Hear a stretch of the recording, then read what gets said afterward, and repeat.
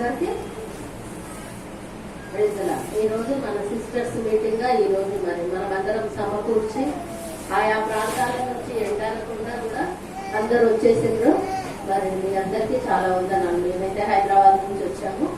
మరి మనం అందరూ ఇలాంటి సహవాసం కలిగి ఉండుట మనకు గొప్ప భాగ్యం కదా, గొప్ప భాగ్యం. ఎందుకంటే దేవుని యొక్క మాటలు, దేవుణ్ణి ఆరాధించి దేవుడికి నిజమైన దేవుని ఎదుట సాగిలపడడానికి ఇలాంటి సమయం అనేది మనకు చాలా విలువైంది, అమూల్యమైంది.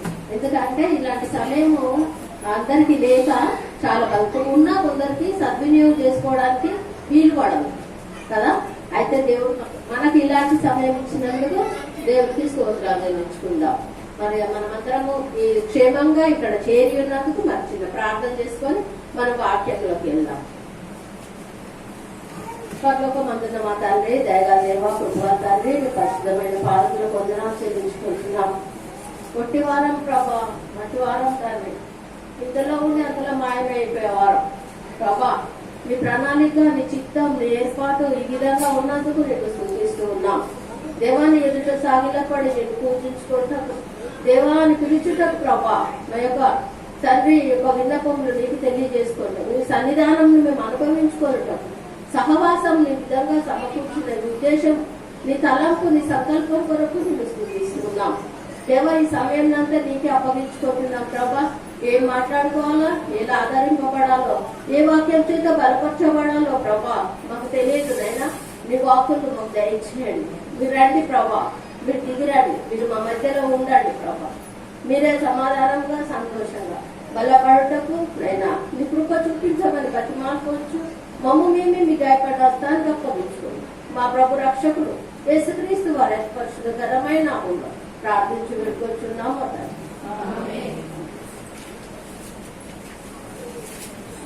అయితే ఇప్పుడు మనము ఒక చిన్న వాక్యం చెప్పుకుందాం. మరి ఆంటీ మన మధ్యలో ఉన్నారు. ఆంటీ మన మధ్యలో ఉండడం గొప్ప భాగ్యం, గొప్ప అదృష్టం. ఎందుకంటే మన పితరులు మనము కొందరిని చూడలేము, కానీ మన మధ్యలో దేవుడిచ్చిన ఆత్మీయమైన తల్లి మనకి ఎంత మార్గదర్శి. ఈ విలువ చాలా గొప్పది. ఈ దేవుడు మన మధ్యలో ఇచ్చిన దయ కూడా వందనాలు చెల్లించుకుంటున్నాం. మరి ఇప్పుడు మరి ఒక చిన్న వాక్యం చెప్పుకుందాము. అది ఒక కుటుంబం, స్త్రీలు అంటేనే కుటుంబాలు, స్త్రీ అంటేనే కుటుంబం కదా.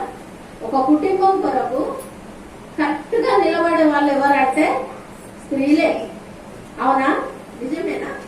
అయితే ఈ స్త్రీల విషయంలో మరి స్త్రీల కూడిక కనుక మనము ఒక స్త్రీ గురించి మనం మాట్లాడుకుందాం. బైబుల్లో చాలా మంది స్త్రీలు ఉన్నారు కదా. మీ అందరికి చాలా వాక్యం తెలుసు అన్నట్టు అర్థమవుతుంది నాకు. ఎందుకంటే చిన్నవాళ్ళైనా చాలా మంచిగా అనిపిస్తుంది, ఆత్మీయమైన బలంగా ఉన్నారనిపిస్తుంది. కాబట్టి మీకు అందరికీ వాక్యానుభవం ఉంది అనిపిస్తుంది. కాబట్టి స్త్రీలు బైబుల్లో అనేక మంది స్త్రీలు ఉన్నారు. కానీ మనం మాట్లాడుకుంటే ఎప్పుడు స్త్రీలు ఒకరి గురించి చెప్పుకుంటాం, ఒకరి గురించి మాట్లాడుకుంటాం. కానీ ఈ సమయంలో మనము ఒక స్త్రీ గురించి మరి చెప్తున్నాం. ఏంటంటే మొదటి సమూయేలు 1వ అధ్యాయం. ఎవరైనా చదివితే సహాయపడండి. 1వ వచనం.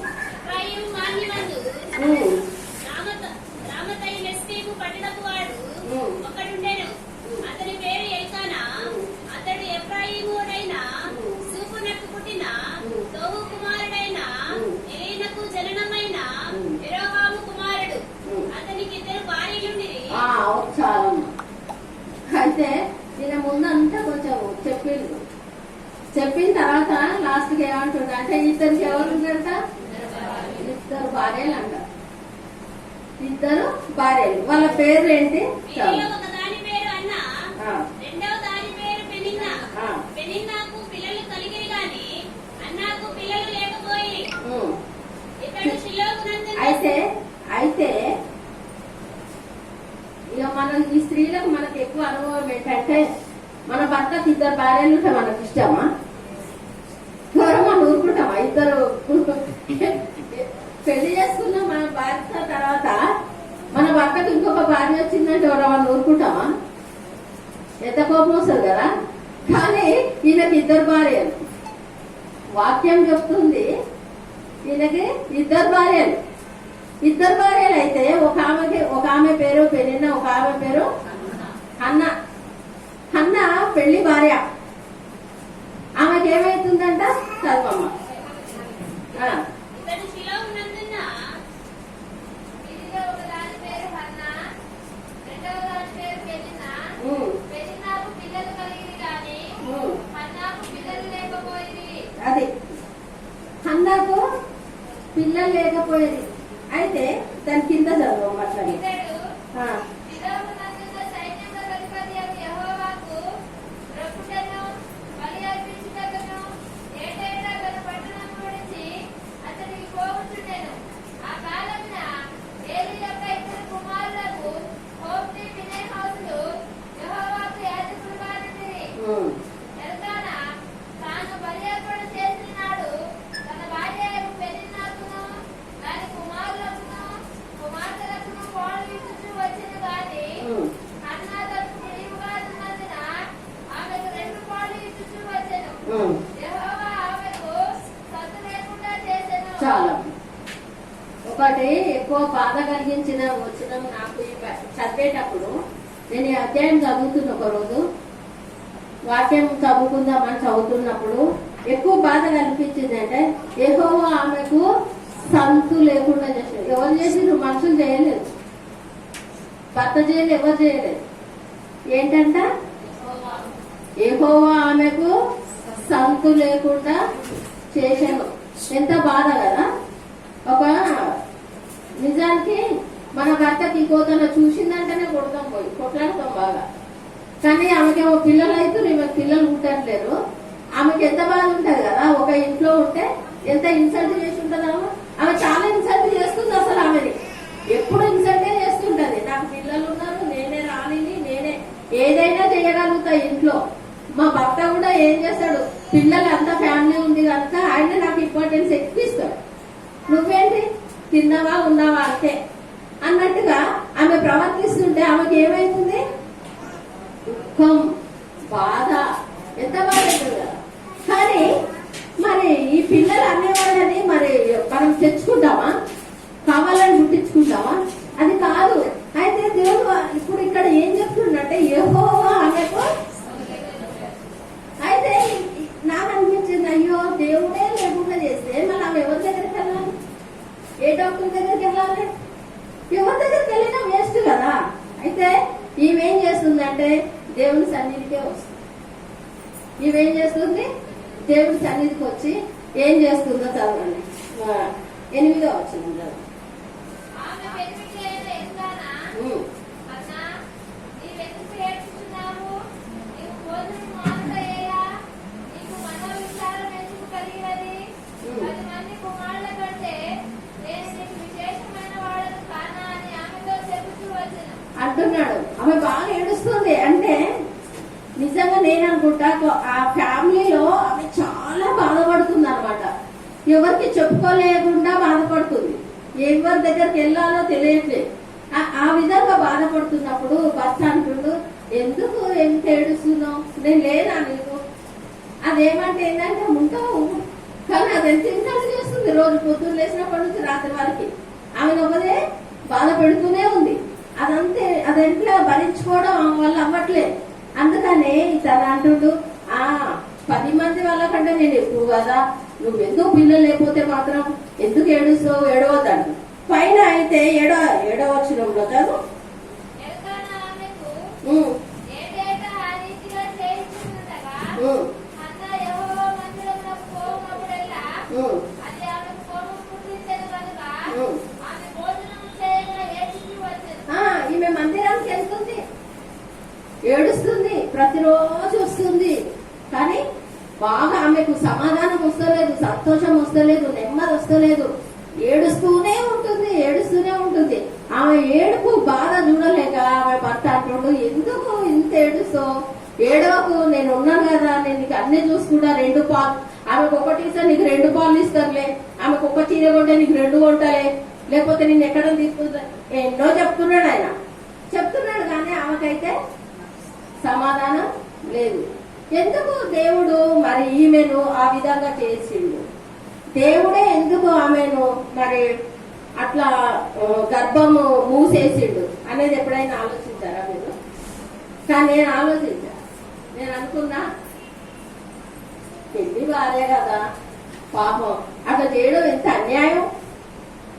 ఎవరో పక్కన రెండో వారి వస్తే దాన్ని అంతమంది పిల్లలు పుట్టి హ్యాపీగా ఉంటుంటే పెళ్లి చేసుకొని వచ్చిన నేనేంటి ఇంత కన్నీళ్ళు కావాలా, ఇంత బాధపడాలా, ఇంత దుఃఖపడాలా, నాకేంటి శ్రమ అని మరి ఆమె ప్లేస్ లో మనం ఉన్నా ఇంకా ఘోరం మనమైతే ఇంకా ఆమె ఏడుస్తూ ఉంది, అంత బాధపడుతుంది కదా. నేను అనుకున్నా దేవుడు ఎందుకు నిజమే కదా ఎంత బాధపడుతుంది అన్న అనేసాను. కానీ ఇదే వచనంలో చూడండి, చదవం 11.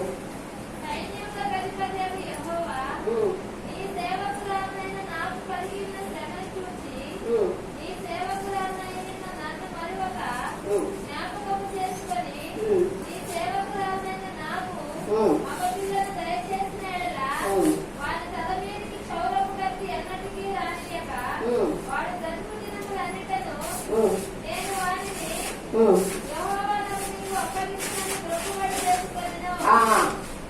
ఆమె ఇక్కడ ప్రార్థన చేస్తుండగా ఏలీ ఆమెను చాలా అయితే ఇక్కడ ఏం జరిగింది మరొకసారి మధ్యలో ఉంచుతాను. నీ సేవకురాలైన నాకు, నీ సేవకురాలైన నన్ను మరువక జ్ఞాపకం చేసుకొని, నీ సేవకురాలైన నాకు మగపిల్లలు దయచేసిన యెడల వారి తల మీదికి క్షౌరపు కత్తి ఎన్నటికీ రానియక, వాడు బ్రతుకు దినములన్నిటను నేను వారిని యెహోవానకు నీకు అప్పగించునని మొక్కుబడి చేసుకొనెను. చాలు. ఏమొచ్చింది ఇప్పుడు ఆమెకి? ఏమొచ్చింది? ఒక సమర్పణ జీవితం వచ్చింది. సమర్పణ జీవితం, సమర్పించుకోవడము ఆమెకు వచ్చింది. ఆమె ముందంతా ఏం చేస్తుంది? నా తోడు కూడా నవ్వుతుంది, లేకపోతే సంతమం చేస్తుంది, లేకపోతే వాళ్ళు వీళ్ళు నిన్ను గుడ్రాలంటుంది, నాకు పిల్లలు లేరంటున్నారు, లేకపోతే ఈమె చూడు బాగా అంతా వండి చేసి ఈమెనే పెద్ద రాణిలాగా ఉంటుంది, నేను భార్య అయినా కూడా నన్ను కేర్ చేయట్లేదు అని ఇదే చూస్తుంది, ఇదే బాధపడుతుంది, ఇదే చేస్తుంది. కానీ ఆమెకు మరి దేవుని యొద్దకు వచ్చి, దేవుని సన్నిధానంకి వచ్చి దేవునితో ఎట్లా ఒడంబడిక చేసుకోవాలో అర్థం కాలేదు. ఆమె ఒడంబడిక దేవునితో ఎట్లా చేసుకోవాలి, ఎట్లా దేవునితో ఉండాలి అనేది తనకు అర్థం కాల. ఇప్పుడు అర్థమైంది. ఏమంటుంది? నాకు కుమారుని ఇస్తే ఏం చేస్తుందంట? నీ సన్నిధికి ఇస్తా. అయితే దేవుడు నిజంగా అనుకుంటాం మనం చాలా లేట్ అయిపోతుందబ్బా, మేము ఎప్పటి నుంచి అనుకుంటున్నాం ఒక్క పని అవ్వట్లేదు, లేకపోతే దేవుడు నా ఎడలు అసలు ఇంత కార్యం చేయట్లేదు, మా పిల్లల పక్షాలు ఇంత కూడా ఇట్లేదు, ఎందుకు ఈ కష్టము, ఎందుకు ఈ శ్రమ, ఎంత కాలం భరించాలా, ఎన్ని రోజులు ఓర్చుకోవాలా? నేను అనుకుంటా, మీరే కాదు నేను కూడా అనుకుంటా, ఎందుకు ఓర్చుకోవాలా, ఎందుకు ఊరుకోవాలా, ఎందుకు సహించాలా అనుకుంటాం. కానీ దేవుడైతే మన హృదయ అంతరంగము ఏ విధంగా ఉందో చూస్తాడనమాట. దేవుడికి ఏ విధంగా మనం సమర్పించుకుంటాం, దేవుడి దగ్గరికి ఏ విధంగా వస్తాం అనేది దేవుడు చూస్తుంటాడు మనల్ని. అయితే ఇప్పుడు ఈ హన్న ఏమంటుందంటే, నాకు కుమారునిగా నిచ్చావో దేవా, నేను నీకు ఇచ్చేస్తా, నీ సన్నిధానంకి ఇచ్చేస్తా అని ఎప్పుడైతే ఆ దేవుని యొక్క సన్నిధానంకి వచ్చి తన హృదయపూర్వకంగా దేవునితో ఒక ఒడంబడిక, ఒక ఒప్పందం, ఒక అగ్రిమెంట్ ఆమె జీవితంలో, ఆమె హృదయంలో ఎప్పుడైతే కన్ఫామ్ గా చేసుకుందో అప్పుడు దేవుడు ఏం చేస్తున్నాడో ఆమె పక్షంగా చూద్దాం. 20వ వచనంలో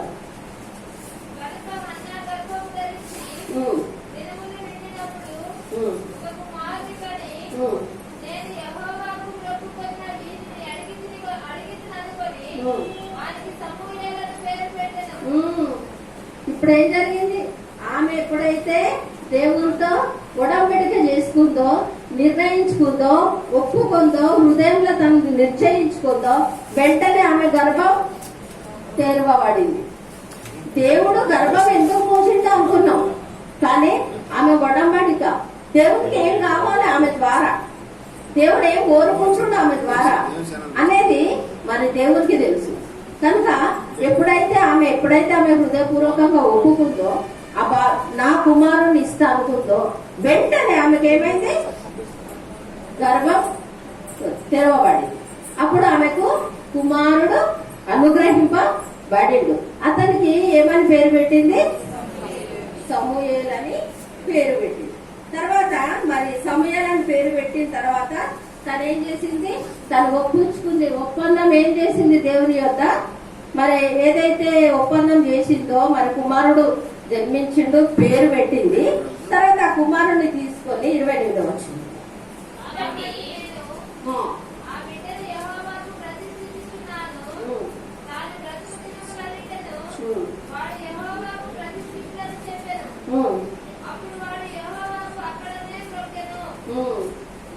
యెహోవాకు అక్కడనే మొక్కాను. అప్పుడు ఆమె ప్రతిష్ఠించుకొని ఏం చేసింది, తీసుకొచ్చి మరి దేవుని యొక్క సమ్ముఖంలో, దేవుని యొక్క సన్నిధిలో మరి అప్పగించినప్పుడు మరి ఏలి మరి చేతి కింద అతను పెరుగుతూ వచ్చాడు. మీ అందరికీ వాక్యం తెలిసి అనుకుంటా. అయితే ఆ పెరుగుతూ వచ్చాడు కదా. తర్వాత దేవుని యొక్క మరి హన్నా యొక్క గర్భం ముయ్యడానికి గల కారణం, ఆమెకు లేటుగా, అంటే ఎన్నో అవమానం నిందల తర్వాత తన గర్భం తెరిచి ఒక కుమారుని ఇచ్చినందువల్ల దేవుని సంకల్పం, దేవుని ఉద్దేశం ఏమై ఉన్నది అనేది మరి హన్నా తను గ్రహిస్తుంది. అదే మరి మూడో అధ్యాయము 19వ వచనంలో దేవుని ఉద్దేశం ఏమైంది, ఎందుకు లేట్ చేసిండు, లేట్ అయినదానికి కారణం ఏంటి మరి ఇక్కడ చూస్తాం. చూడండి,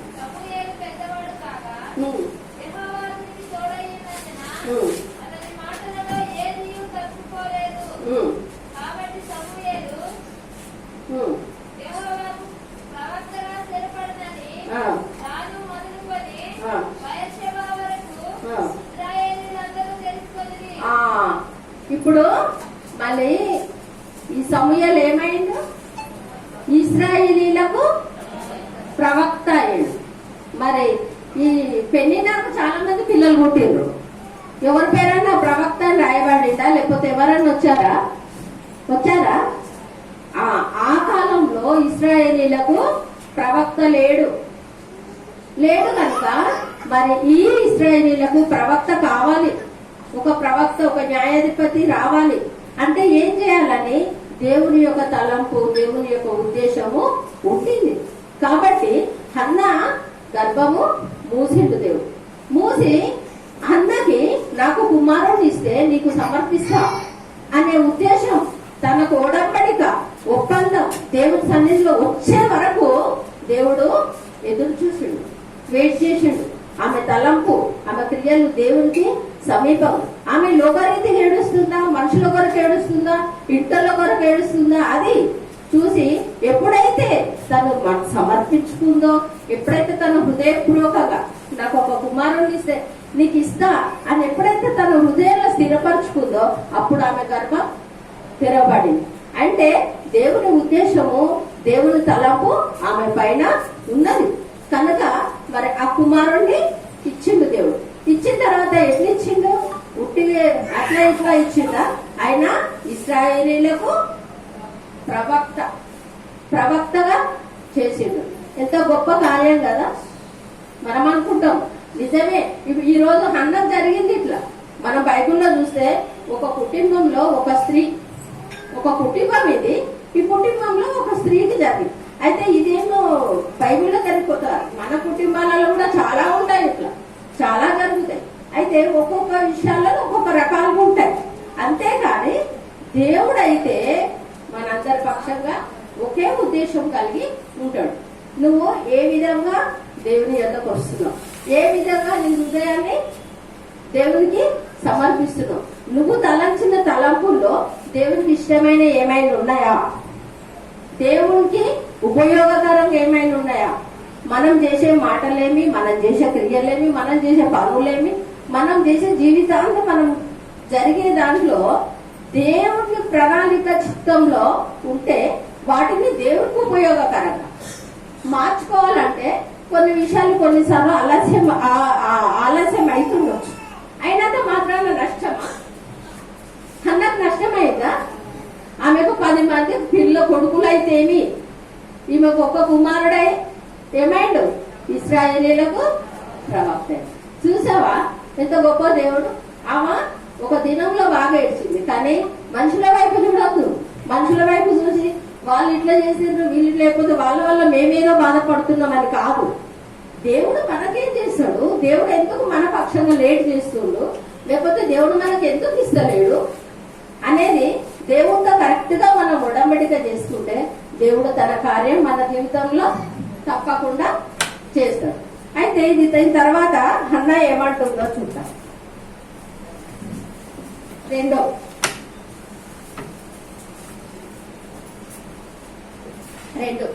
అధ్యాయము మొదటి నుంచి చదవం. మరియు హన్నా విజ్ఞాపన ఇలాగనెను, నా హృదయం యెహోవా యందు సంతోషించుచున్నది. యెహోవా యందు నాకు మహాబలం కలిగెను. దేవుని రక్షణ బట్టి సంతోషించుచున్నాను. మా విరోధుల మీద నేను అతిశయపడుదును. చాలమ్మా. ఇప్పుడు హన్నా ఏమంటుంది? ఏమంట? తన హృదయము యెహోవా యందు సంతోషిస్తుంది. తర్వాత ఏమంటే యెహోవా యందు నాకు మహా బలం కలిగింది, నా విరోధుల మీద నేను అక్షయపడుతున్నా. ఇది దేవుని అందు నిరీక్షణ ఇస్తే, దేవుని నమ్మితే, దేవుని అందు ఉడంబడిక చేసుకుంటే, దేవునికి సమీపం ఉంటే మనం అనుకుంది, మనం కోరుకుంది దేవుడు తప్పక హన్నకు నెరవేర్చి దేవుడు మనం కూడా నెరవేరుస్తాడు. ఈ చిన్న వాక్యం దేవుడు దీవించుగాక అందరితో.